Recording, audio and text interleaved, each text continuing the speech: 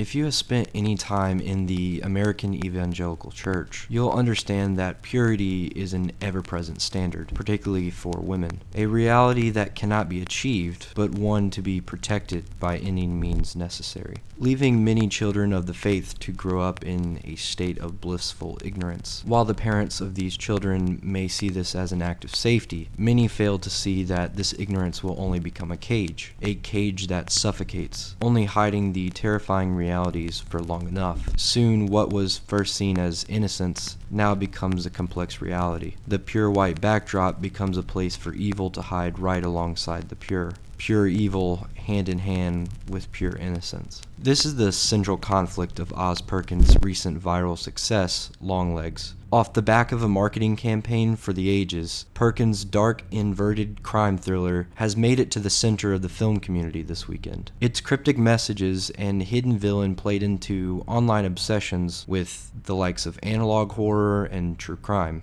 building anticipation to the point that made the film feel like it reached a point of unbelievable expectations, receiving comparisons to Silence of the Lambs, and heralding the film as the scariest movie since Hereditary. And in many ways these comparisons are spot on, but I think it will create a false expectation with the film. Longlegs is a slow-paced film. This is not a high-octane thriller like Seven, or even the aforementioned Silence of the Lambs. But what it does have is an overwhelming feeling of dread. Starting off the film with maybe the best opening scene of the year, Perkin smartly introduces us with a snow-white backdrop and a white barn, showing us the evil that has been there since the beginning, blending in. His obsession with keeping his subjects dead center of the frame only adds to the paranoia and feelings of lurking in every corner, forcing your eyes to the edges to see what might be hiding. As we enter the crime section, the film plays right into the normal beats of most serial killer stories. A socially awkward detective, played by Micah Monroe, has an acute sense of danger, almost as if she can see exactly how the story is going to play out, but just far enough from her to the point where she cannot get in front of it.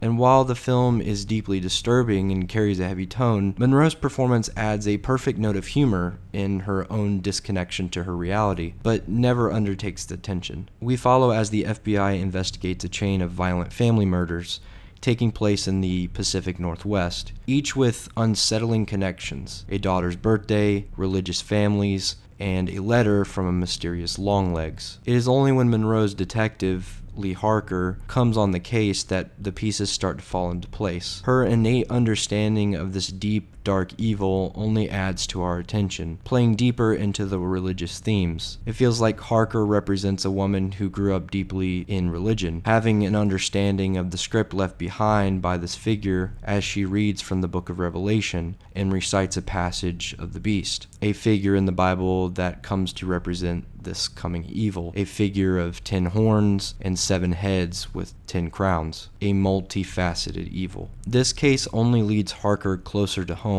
as we learn more and more of her past, a past that is increasingly colliding with her present, leading to her confrontation with the titular villain himself. Cage's deeply unsettling performance gives depth to every moment. His pitched voice and unnerving movement does less to frighten as it does to leave the audience unsettled, rightfully showing this evil man as a cowardly and disturbed person, a character who loves rock and roll and making dolls, a face that will surely be etched into my mind forever. Its effects only seem to grow on me the further I get from the film itself. But while Cage's role as a doll-making Satanist is deeply strange and rightfully obtuse, it's Alicia Witt as Harker's mother that truly cements the film's themes and genuine horror. Witt's glassy-eyed Ruth shows the deeply affecting and unrelenting fear that most religious parents feel, going to the extreme ends of humanity to protect the innocence of your children, even if you sell your soul in the process. Using her own pure and innocent image to prey on others like her, it's a haunting display of how these religions, cults, and beliefs can infiltrate into places that are perceived as holy, righteous, and clean. It is no mistake that the nuclear family is the target and contributors of these murders. The image of Middle America, and the rot that can grow underneath. How those carrying a cross could be the ones that let in the devil. Evil is never alone.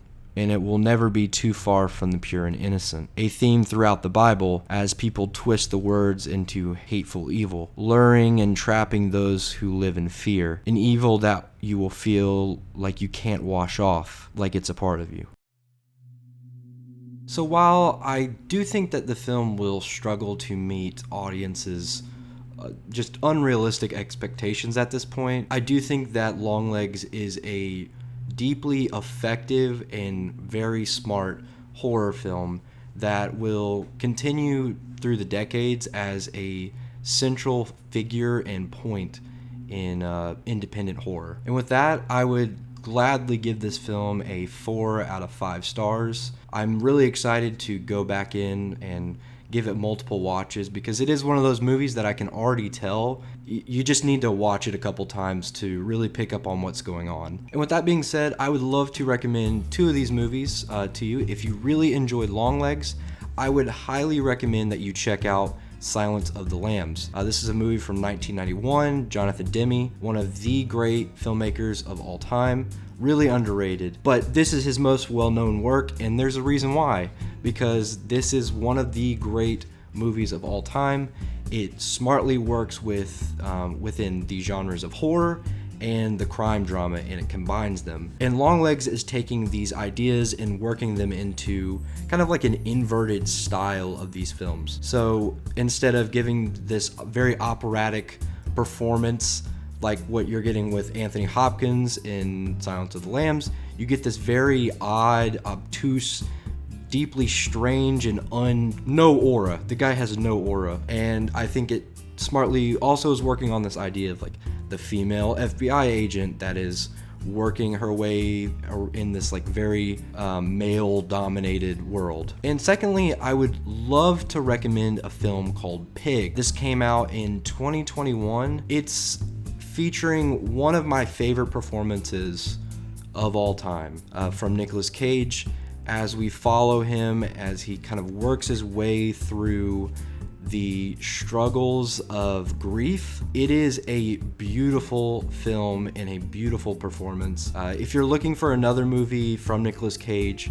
it was distributed by Neon themselves, please check out Pig if you have not seen it. It is a wonderful film. Well guys, it's kind of crazy. I feel like this is a movie that the year has kind of been leading up to in a lot of ways. It's so strange to see this movie become as successful as it is because it is such a strange movie. And I do think that a lot of people will go into this movie thinking, oh, I'm going to get this, and it's something a lot different.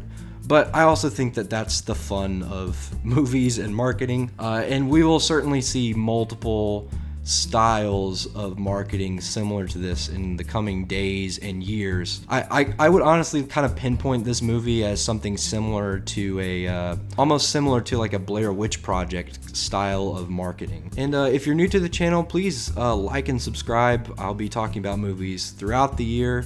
I love talking about horror movies. Thank y'all so much for spending some time here with me today and watching this video, and I hope y'all have a great day.